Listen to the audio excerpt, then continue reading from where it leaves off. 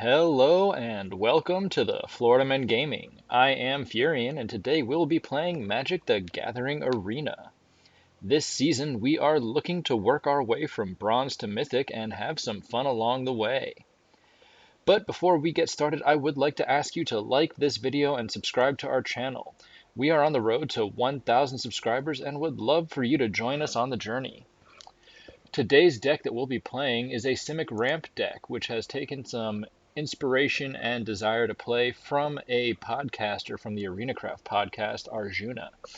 If you haven't listened to the ArenaCraft podcast, that is a weekly podcast that releases on Tuesdays typically, done by Arjuna, otherwise known as ArenaCraft Pod, and Covert Go Blue. Occasionally guest hosts fill in as well. Arjuna is a noted Simic lover, so we have decided to tip our hat in his direction and see how this performs on the ranked ladder. Keeping in mind, of course, that we are playing still in silver, working our way up to gold on our way again to Mythic this season. So for this deck, we are playing a bunch of creatures, several big bombs that we're going to try and cheat out to the battlefield. So for ramp cards, we have the 2-drop, 1 and a green, Reclusive Taxidermist. Reclusive Taxidermist can tap to add 1 mana of any color, and more interestingly, can get +3/+2 as long as there are 4 or more creature cards in your graveyard. Some of the decks we run across do run very heavy with removal and board wipes, so more often than not, this will have enough to be pumped up to a nice large 4/4. We're also running 4 copies of the Rootcoil Creeper, which can add 1 mana of any color to tap, or add 2 mana of any 1 color, which we can spend to only cast spells from our graveyard. Now, seeing as we don't have any recursion spells, this won't come into effect that often. We can also exile the Rootcoil Creeper and return target card with flashback from exile to our hand, but again, we don't have any flashback mechanic cards in this deck. The big reason we play this is for the add 1 mana of any color. Next ramp-based card is the Quandrix Cultivator. It is 1 green, blue, and blue, and when the Quandrix Cultivator enters the battlefield, you may search your library for a basic forest or island card, put it onto the battlefield, and then shuffle. Now, for the cheaters. We're looking to bring in the Howlpack Piper. The spell cannot be countered, so if we are playing a counter-heavy control deck, it will at least hit the board. For 1 and a green, you may put a creature card from your hand onto the battlefield. If it's a wolf or werewolf, you untack the Howlpack Piper, and you activate that only as a sorcery. On the Nightbound side, it goes from a 2/2 to a 4/4. Whenever this creature enters the battlefield or transforms into Wildsong Howler, look at the top 6 cards of your library. You may reveal a creature card from among them and put it into your hand. Put the rest on the bottom of your library in any order. This card, if we get to 4 mana, play this, or even earlier, get this onto the battlefield and are holding 2 of our biggest bombs, the Avabruck Caretaker or the Hullbreaker Horror, we can cheat it to the battlefield for 2 mana. The Avabruck Caretaker is a really nasty card. It has hexproof, and at the beginning of combat on your turn, you put 2 +1/+1 counters on another target creature you control. If it flips to night, it still has hexproof, and other permanents you control have hexproof, which includes lands. And at the beginning of combat on your turn, put 2 +1/+1 counters on each creature you control. So this can cause you to spiral out very quickly. Then the other one, the Hullbreaker Horror, well known to many people since the release of Crimson Vow. It is a 7/8 creature Kraken Horror with Flash. This spell cannot be countered, and whenever you cast the spell while this is on the battlefield, you may choose up to 1. Return target spell you don't control to its owner's hand, so you are able to bounce pesky removal spells that enemies tap down to play. Or you may return a target non-land permanent to its owner's hand, so you can clear your path on the way in for a massive attack that can help you gain advantage in a game. The other card of intrigue we are playing here is Moritte of the Frost, an uncommon from the Kaldheim set, which is a changeling. You may have Moritte of the Frost enter the battlefield as a copy of a permanent you control, except it's legendary and snow in addition to its other types, and if it's a creature, it enters with 2 additional +1/+1 counters on it and has changeling. What's intriguing about this is this allows you to take your 4 limited Hullbreaker Horrors and turn it into 6 with additional counters coming down. Or you can make it additional Avabruck Caretakers and really spiral your hand out of control with the counters. Some cheap spells that we'll be running to pair with all of this is 4 copies of Fading Hope, 4 copies of You See a Guard Approach, a 1 blue instant, which has up to 2 options. You can either distract the guard, which taps a target creature, or hide, which gives a creature you control hexproof until the end of turn. For 1 blue, if we have that, we can protect our Hullbreaker Horror from instant removal, while also triggering its bounce effect. So the hexproof keeps us immune from such effects as Infernal Grasp or any other murder type spell, and then you can continue to clear the enemy board for the cost of just 1 mana. Also, Divide by 0. We have 4 copies of that. Return target spell or permanent with mana value 1 or greater to its owner's hand, and learn. For the sideboard, we'll be playing an interesting sideboard, just playing along to the blue-green theme. 3 copies of Environmental Sciences to make sure we continue to ramp out properly on curve. 2 copies of Teaching of the Archaics to draw more. And 2 copies of Fractal Summoning. Why? Because it's fun. So, with that being said, we hope you enjoy this video, and we will see you in the first game. All right, and we have an opponent. This hand here does not have enough of either the ramp or the proper mana components for me to feel comfortable keeping it. We're going to go ahead and mulligan and see what the game gives us. This is much better, actually. 3 mana in all the colors we need, 2 copies of a card that we really only need 1 of, ideally. So we're going to go ahead and keep that, drop a Howlpack Piper, and see where this goes. We're going to play the Vineglimmer Snarl and tap it in since we don't have a 1-drop for it to matter whether or not it's shown. The opponent has given us a good game, so we will just shoot it back at him. Fire off the Rootcoil Creeper and see where this goes. With the Rootcoil Creeper down, we could potentially get our Howlpack Piper on board this turn, and that would be huge. We're going to go ahead and play the 2-mana Dreamroot Cascade, drop the Piper, and hold. If they flip the Day-Night Cycle, that will be to our advantage, but not this turn. We are hoping to get 1 more turn with them casting spells, so hopefully they are dropping in a tried and true favorite like a Tovolar, or I'll take really about anything so we can cheat the Hullbreaker down to the field. We're going to let this through.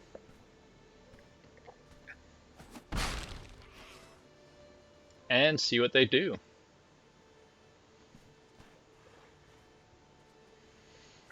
Werewolves is an archetype that I am very fond of, and they did us a solid. So, this is about to probably cause a rage quit, but, you know, we'll see what happens.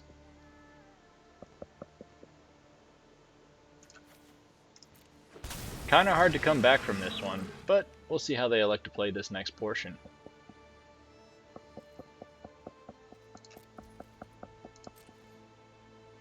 They may decide to stay when it flips to night. Night is very beneficial to our werewolf friends here. Having played plenty werewolf decks, I know that it is unlikely that they are carrying enough to feel very comfortable. We're going to go ahead and play the Avabruck, pick it up into our hand and just hold on to it for a moment, see how they decide to play this turn. If they get too frisky, I will of course bounce both of their creatures back to their hand using the Fading Hope and the Hullbreaker Horror respectively. There's a Stormseeker, so let's go ahead and disincentivize this.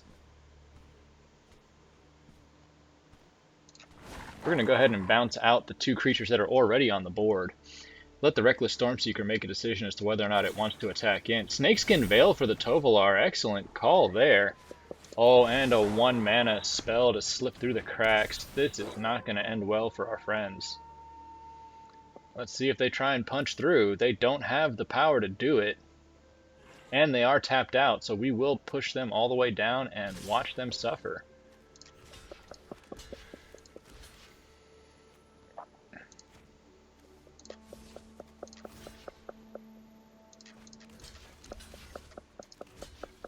We're going to go ahead and block the Storm Charged Slasher with the Hullbreaker Horror, chump with the Rootcoil Creeper, and then we will of course bounce it off. Oh, this is glorious. And they have chosen to scoop when they realized we could replay the Avabruck Caretaker. That, ladies and gentlemen, takes us from silver into gold, and it only took 4 mana to get there. With that, looking forward to seeing you in the next match. Alright, looks like we have found our next opponent.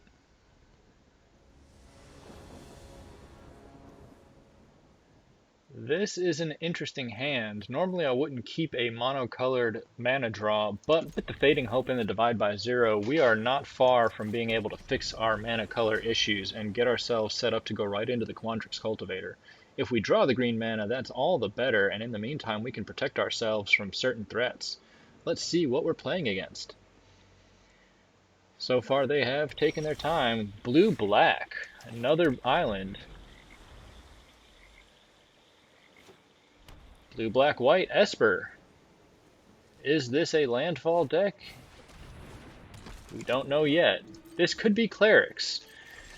Esper Clerics is a very popular archetype at the moment, utilizing the Glasspool Mimic to go off of some of the more recent Alchemy editions. Let's see what the opponent elects to do. We're going to go ahead and divide the Faithful Disciple by 0. They don't have counter magic as they are black and white mana showing.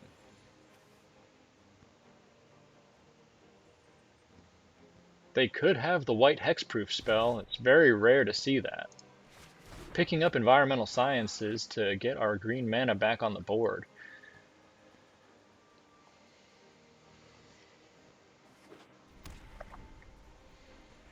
They elect to play another white mana. Voice of the Blessed coming down.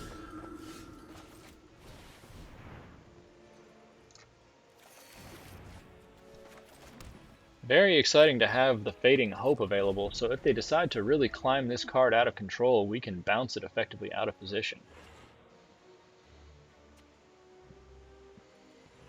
With 2 Quandrix Cultivators, our mana is going to get scary quickly, and then we will have the Hullbreaker Horror online in just a series of turns here. The mana we already have in hand, plus the 2 Cultivators, will get us to 7 mana if it takes that additional series of turns, and let's see what happens here. Another Voice of the Blessed coming down. Let's go ahead and bounce out their life gain card and just make it a series of 2/2s staring us in the face. We will happily play the Dreamroot Cascade, drop the Quandrix Cultivator, and pick up an additional mana. With that green mana on board, we're going to slip this one through. We have an additional blue to play, and unless they have a way to gain life multiple times this turn, I will be able to block one, if not both of those Voice of the Blessed and keep them from swinging. Here comes the Cleric.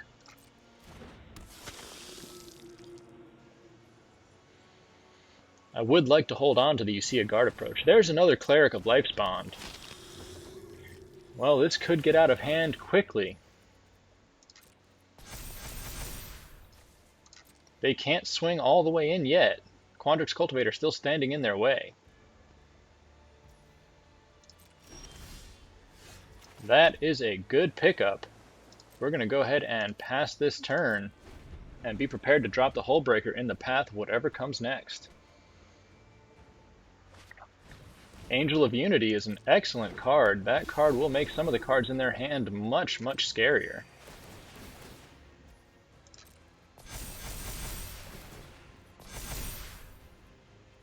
Let's see what comes down following it. Most likely the Faithful Disciple we saw earlier. When they get that 4th counter, it is going to cause their Voice of the Blessed to hit the air, which will be a problem for us, but only temporarily.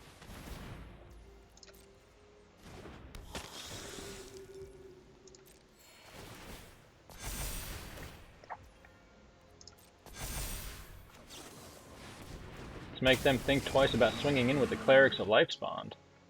They are effectively tapped out of mana. There is no 1 mana removal spell they could be holding that I'm aware of outside of Eaten Alive, which would be very unusual for a Cleric's deck. Hopefully this is keeping them from thinking about moving in with the Life's Bonds. We're going to take a big 14 damage hit here, but with the spells that we have in hand, this will turn itself around pretty quickly. And the Avabruck Caretaker is going to be a wonderful inclusion to our hand here. Go ahead and return that to its hand. Thanks for coming to play. We don't need you anymore. And now we will start scaling out the rest of our hand here to match. They have the 7/7, may think that they have this sorted. They think they've got it sorted. We're going to go ahead and hexproof the Hullbreaker and return the Voice of the Blessed.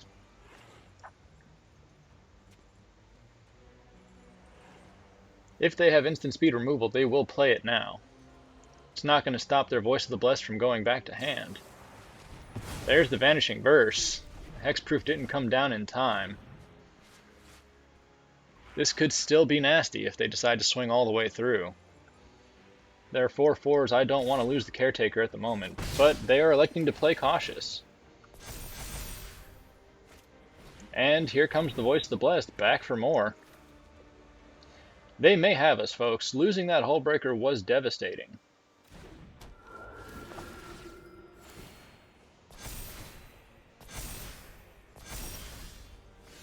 Oh, that is a worthy pickup.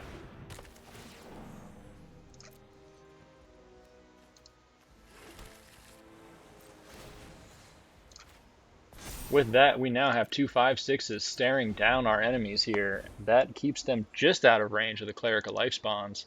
And we have the Fading Hope for that Voice of the Blessed. The Inquisitor Captain is a terrifying pickup. We're going to go ahead and bounce that Voice of the Blessed now. Just get it out of contention. Another Avabruck Caretaker ready to come to the battlefield. If we survive this turn, this will be good.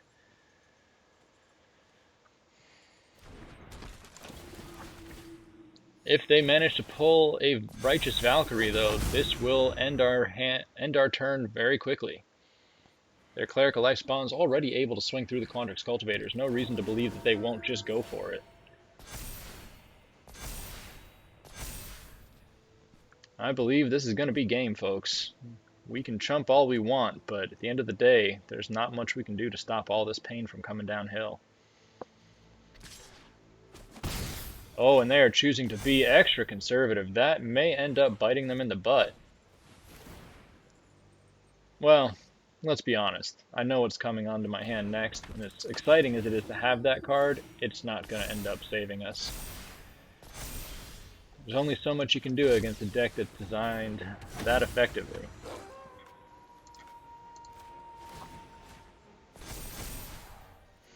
We're going to go ahead and defiantly attack in, give them the GG, and let them punish us like we deserve.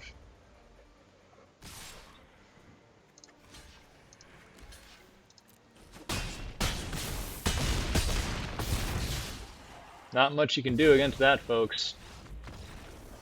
Well-deserved victory on the part of the Clerics.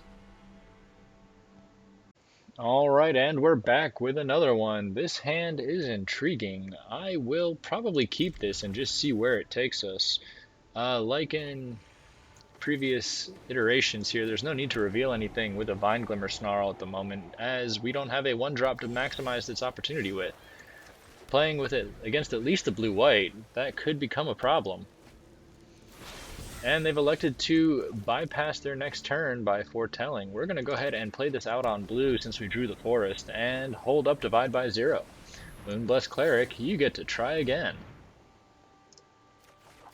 Right now, our primary goal is to focus on ramping up to the point where we can really lay into them.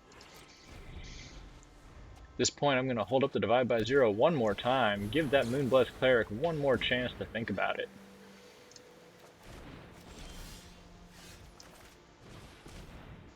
We're going to go ahead and pick up one of each mana color, play one out this turn, one out next turn, and drop the Avabruck Caretaker right on them. Opponent at 5 mana. Moonblessed Cleric finally hits the board. They could be playing an enchantment deck, which is an interesting choice. Hallowed Haunting. So, with that, they may have tapped down just enough for us to sneak through the Avabruck Caretaker right under their noses. There it is, Avabruck on the board. Another one ready to go. They have now effectively tapped out to the mana. This is gonna get dirty.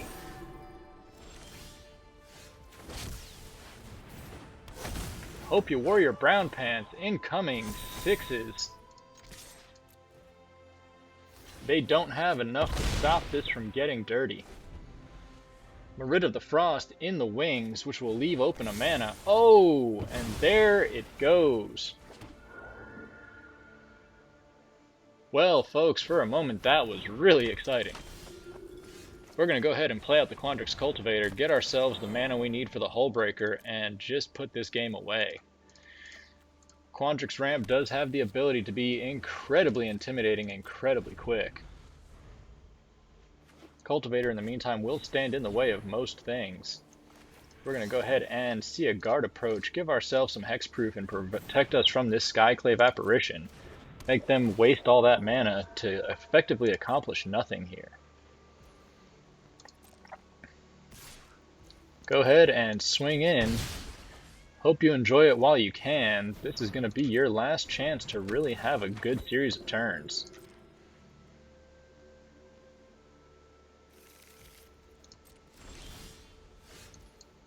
Alright, the more mana the merrier. We're going to go ahead and pass this and see how they'd elect to go into this next turn. They play a Hallowed Haunting. We're going to go ahead and change this up.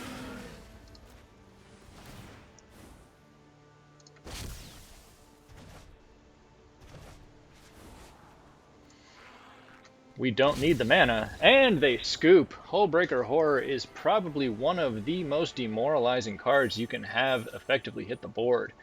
With that, we move on to the next match.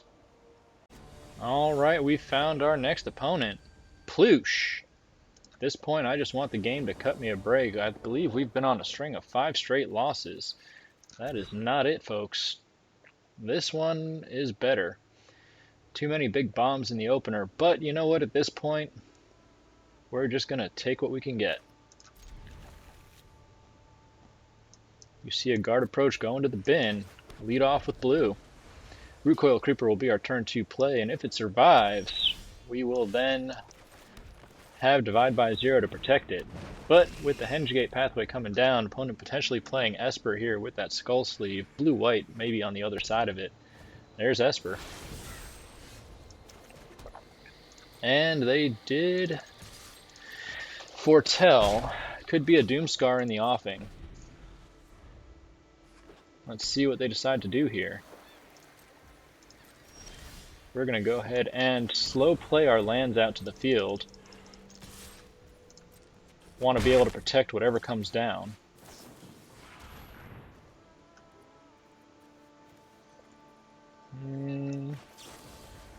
You know what, as much as they want to fix their hand, we're going to go ahead and make them earn it. If they elect to kill the Rootcoil Creeper, we're still going to be in a good land position.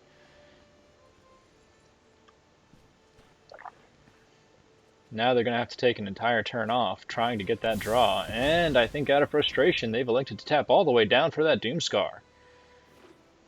This opens up some very exciting possibilities. Howlpack Piper coming to the board. Let's see if she survives. Opponent has already proven that they've got plenty of removal.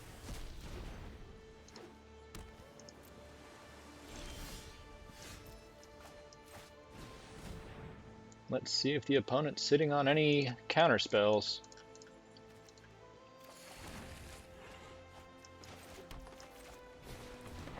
I'm going to go ahead and try and play the Rootcoil Creeper. There's a little bit of stick. That's the stick of the instant.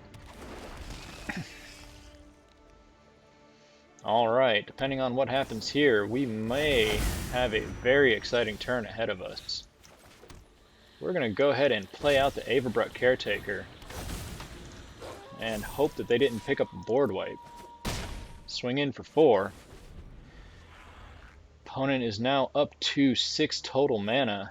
7 on the board. What do they got for us, Johnny? Alright, they're returning to their deck all the stuff that they just had. This is the traditional blue-white control.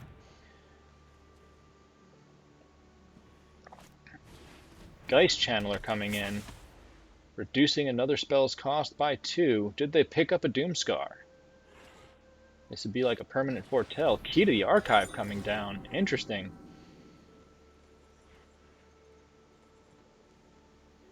If I get one solitary spell, this is going to be a very devastating turn for them.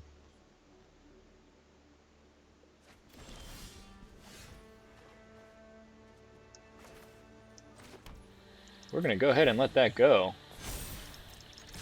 And we're going to swing in.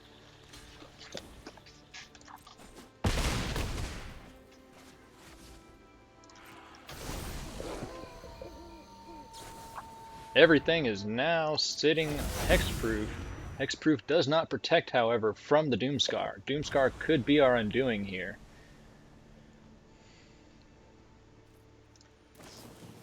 There's another Revitalize. Do they have the Doomscar? There's another Discovered, down to 1 available mana. What do they got for 1, Johnny? The Geist Channeler. They are now officially tapped all the way out. Hullbreaker Horror hitting the field. That's game. Took long enough, folks. They couldn't handle the pressure of seeing a Hullbreaker hit the field. I think they realized that they were in desperate trouble. We will take that win. It has been a hard road to get there. I will see you in the post-game wrap. All right, ladies and gentlemen, welcome to the post-game wrap. We are looking at a very dismal outing for this particular deck. Only needed 1 win to get ourselves from silver to gold. Got that in the first game, and then after another early win, went on a horrible tear. I believe we went on a 6 or 7 loss tear. We're going to go ahead and pull the stats up from untapped.gg just so you can see it here, folks. But if you take a look, we were 50% win rate on the play, went 3-7 overall, and it was just not a good night for this deck. Ended up winning our final game against Esper, and as you look here, just a really rough series of games. We went 1, 2, 3, 4, 5, 6 straight losses. Now, to be fair to this deck, some of that was on me. I did have a snap keep accident where I ended up having 1 mana for about 4 straight turns, and that you just don't come back from. I ended up hitting a couple of the bombs, but by the point that I got that, the game was well over. And another game, I had a pretty catastrophic misplay that I was supposed to play my Hullbreaker on end step, and I accidentally passed end step, ended up playing into a Azorius Teferi who controls the sunset and lost to their approach to the second sun, trying to get that Hullbreaker back down. So just never fully recovered. Again, this deck should have performed better. I probably should have had at least 1 more win, gone 4-6, maybe even another one with another misplay or 2 corrected. But at the end of a long day or night of recording for this particular video, it is a little bit disheartening to have such a mediocre result. That being said, we're excited to continue on this journey from bronze to mythic. We've hit gold, starting off in gold 4. I think the next deck we will play will be something that I feel a little more confident piloting. This one, I think it was just a little bit of amateur error here, trying to pilot a deck that does require a little bit of finesse, but it is fun. Howlpack Piper, if you haven't played it, I got very lucky in some of my pack draws where it's just one that kept coming up as one of my rares. I kept looking up past it, not realizing how fun it was to play. Sneaking cards onto the board for 2 mana is a blast. Avabruck Caretaker, if she can survive and stay on the board, is absolutely devastating. Just a fun deck to give a try to if you've never done it before. This is probably not the most optimized Simic ramp variation that you could play. Doesn't take away from fun factor. So we would like to give a thanks to Arjuna from the Arena Craft podcast for the inspiration for creating this deck tonight. Didn't perform like I'd hoped it would. Probably requires a few more tweaks just to get it right on where I need it to be. But it was a good time in spite of all the losses. I hope you all have a wonderful night, wonderful day whenever you happen to be watching this. I look forward to seeing you in the next one. This is Furion from the Florida Men Gaming, signing off.